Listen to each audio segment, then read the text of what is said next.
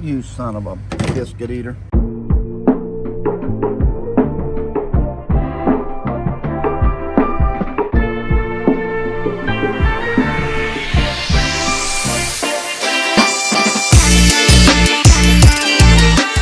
Welcome into another episode of I Love Car Shipping.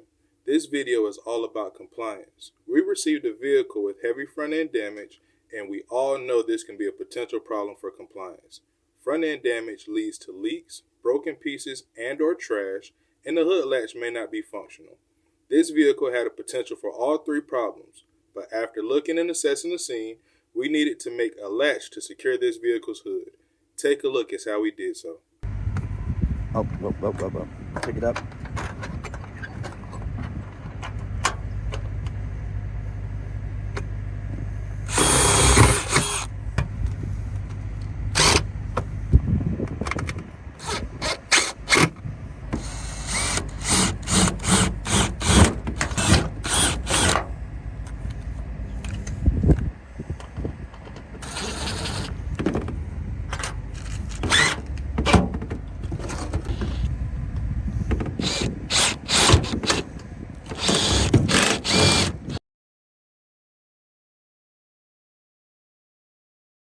Happens.